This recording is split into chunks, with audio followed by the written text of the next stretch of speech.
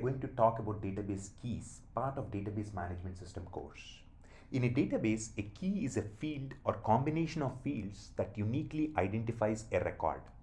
There are several types of keys that can be used in database, including primary key.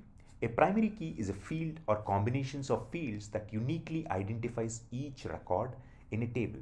A table can only have one primary key and it cannot contain null values.